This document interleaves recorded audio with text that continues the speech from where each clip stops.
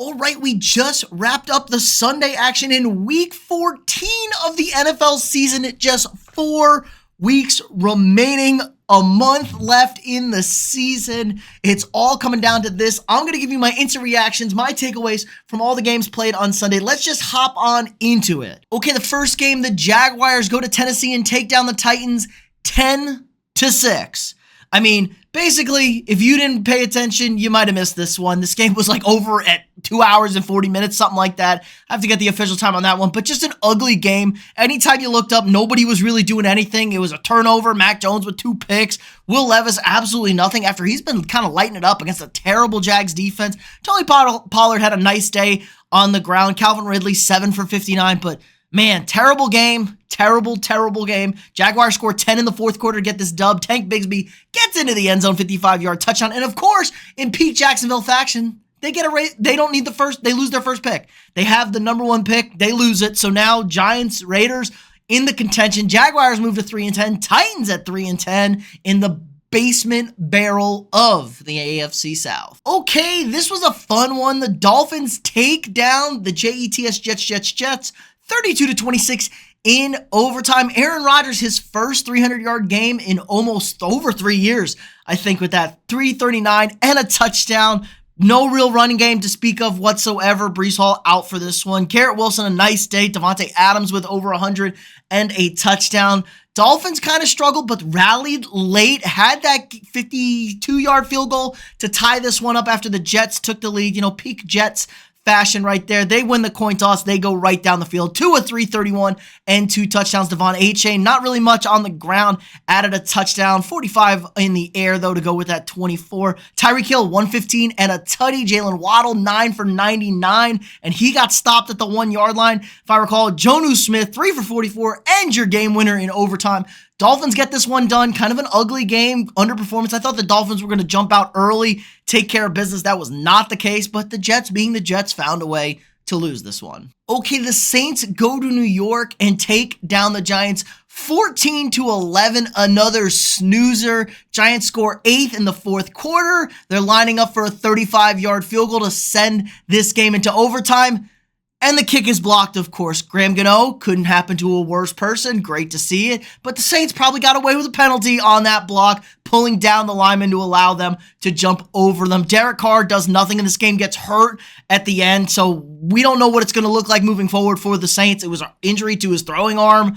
I haven't read an update on that one yet. I probably should, but you know me. Alvin Kamara, just 44 on the ground. Absolutely nothing on the ground for the Giants. 16 for 45 for Tyrone Tracy. Drew Lock with 59 yards on 5 carries. Also had 227 and a pick. Malik Neighbors, 79 yards, 5 for 79. Caught a 2-point conversion. This was another ugly, scrappy game. 2 really bad teams, and that's what we're starting to see.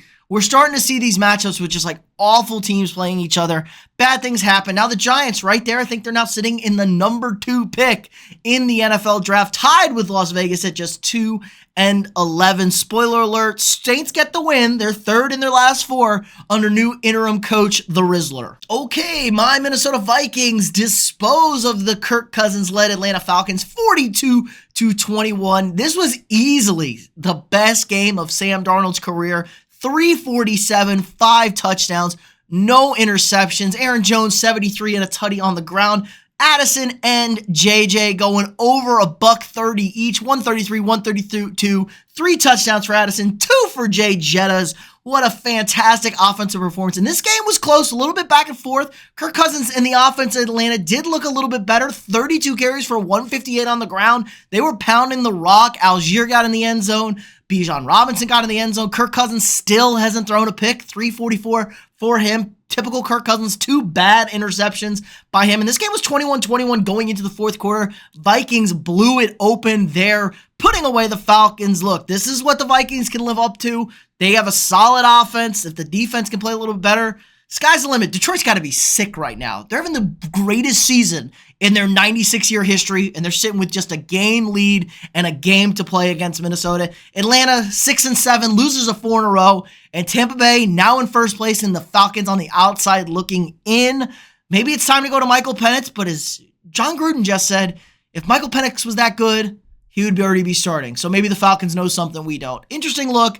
Vikings win 42-21. Okay, the Eagles survived the frisky Carolina Panthers 22-16. You know what? Got to give a lot of praise to Carolina. They fought hard in this one. Bryce Young, 191, a touchdown and an interception. He has just turned around what looked like was a complete bust of a career. Chuba Hubbard, 92 and a touchdown on the ground. Adam Thielen over 100 yards. They did a relatively good job moving the football against this vaunted Eagles defense. I mean, they were doing a nice job. They kind of, had a couple penalties late, kind of killed them in the end. Jalen Hurts, 108 yards passing, 2 touchdowns. Efficient, but just not good. This team can't pass the football. I don't know what's going on. It's kind of bad. Saquon, 20 for 124 on the ground. Jalen Hurts had 8 for 59 on the ground, and obviously a tush push. A.J. Brown for just 43 yards. Devonta Smith, 37 and a tutty.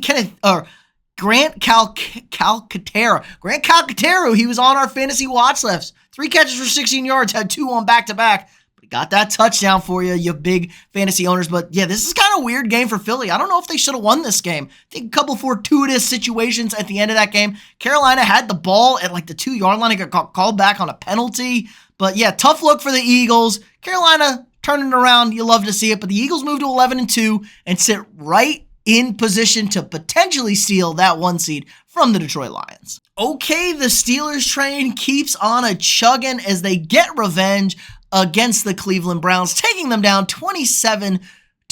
And this game was not as close as the score indicated. Pittsburgh was dominating this game, man. There was large stretches of this game where it felt like Pittsburgh was in complete control. I mean, Cleveland got up 7-3. And then it was all Pittsburgh for the majority of it. Late score, Jameis Winston, 2 touchdowns, 2 picks. Peak Jameis Winston. Russell Wilson, not a great day for him. Only 15-26, 158. Did have the 2 touchdowns, had a really nice touchdown to my man Pat Freiermuth, who had 3 for 48 and a tutty there. Nothing around. I think George Pickens got hurt in this game, something like that, or did he not even play? I don't know, man. But he had a goose egg for you. Najee Harris had an okay day, 53, got the touchdown on the ground. Jalen Warren added another 47. So kind of a peak Pittsburgh game. The defense did everything. The offense was just good enough. Chris Boswell continues to be the best kicker in the league right now. He was lights out again. Banged another 50-plus yarder for Pittsburgh. But Steelers, 10-3, first place in the AFC North. I mean, who would have thought? Seriously, who would have thought? All right, the Buccaneers take down the Raiders 28-13. Kind of a weird one. Looked like the Bucs were going to run away with this thing. Touchdowns on their first 2 drives. Go up 14-0. Vegas kind of hangs around, battles back. Aiden O'Connell goes out. They bring in Desmond Ridder.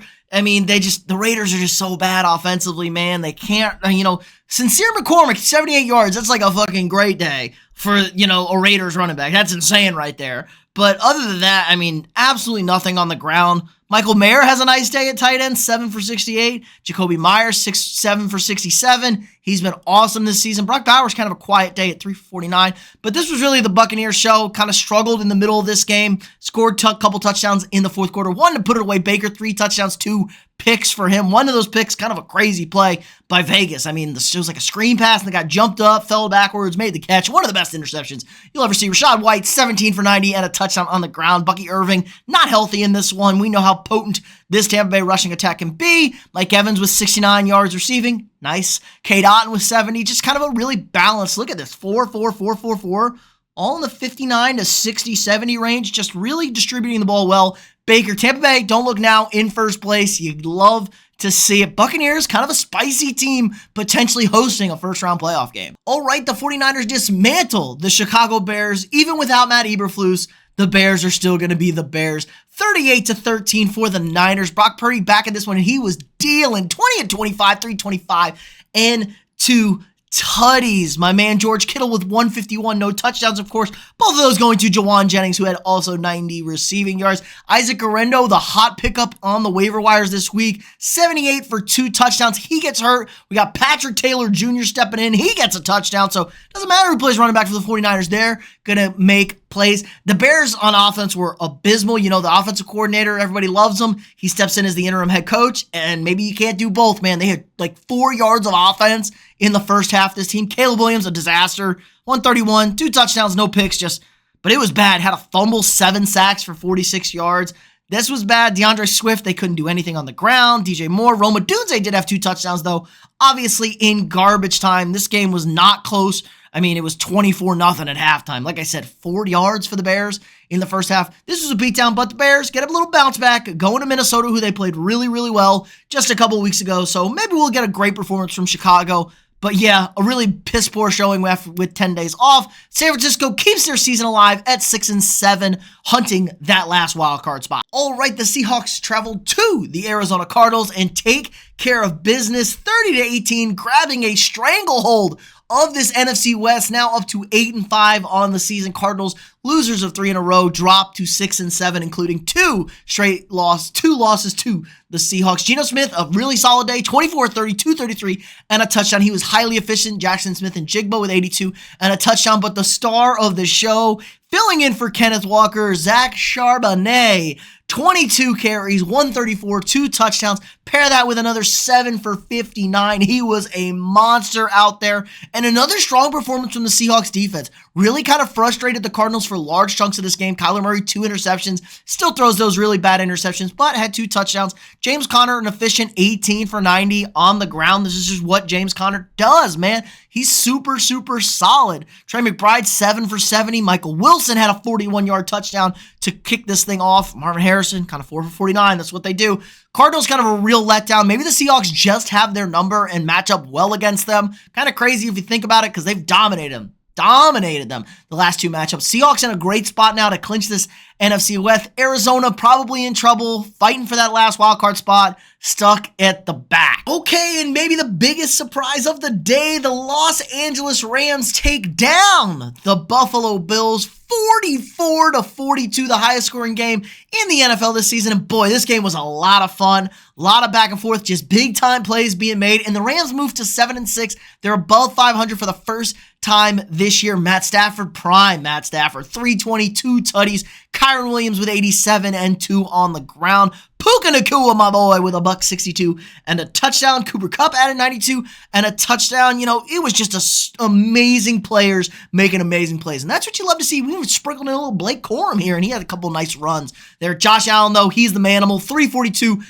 3 touchdowns in the air, had 3 touchdowns on the ground. That's 6, count them, 6 touchdowns for Josh Allen, 10 for 82 on the ground. No rushing game besides Josh Allen, though. We know this Los Angeles Rams front has been really good. They couldn't get anything on the ground. Another shitty performance by James Cook. Khalil Shakir, big dog, 5 catches, 106 and a tutty. Amari Cooper having a nice resurgence there, 6 for 95, no touchdowns. Matt Collins, you know, he's making big plays. Had a great touchdown grab. Ty Johnson scored on a screenplay, but this was just like defense out the window. Offensive players making plays. A whole lot of fun out there. Great win for the Rams. Keep their season alive and now definitely in contention for that final wildcard spot, and only a game back of the Seahawks in that NFC West. And finally, for the 9th consecutive year, the Kansas City Chiefs are your AFC West champions, taking down the Los Angeles Chargers 19-17. And stop me if you've heard this before, on a last-second field goal to clinch the win. And, you know, the Chiefs just keep getting away with it. Matthew Wright doinks it off the upright and in to win this bad boy. Kind of a crazy Chiefs finish as usual. Mahomes kind of just pedestrian again. 24-37, only 210 and a touchdown. Isaiah Pacheco had a nice game back again, 14 for 5.5 against a good run defense. Chargers have an excellent run defense. I thought Justin Herbert was solid, 213. They couldn't really do anything on the ground. I mean, 24 carries for 94 yards, not doing anything crazy there. Herbert was 4-12. Felt like he gave him some juice, but Edwards and Kamani Vidal just not doing it. Had a nice touchdown, but it was a little bit better. Josh Palmer, awesome day. 6 for 78 for him. That's good. He was clearly their best receiver with no Lad McConkey in there. That was kind of the big story. I felt like Quentin Johnson, we got good Quentin Johnson today. 48 yards and a touchdown. He had a couple nice catches. And then Kansas City, just, you know, whatever, man. 45 for Kelsey, 41 for Xavier Worthy. DeAndre Hopkins had 32 and a tutty. Just kind of a sloppy game. Lots of field goals, not a lot of scoring. It was a really bad first half, honestly.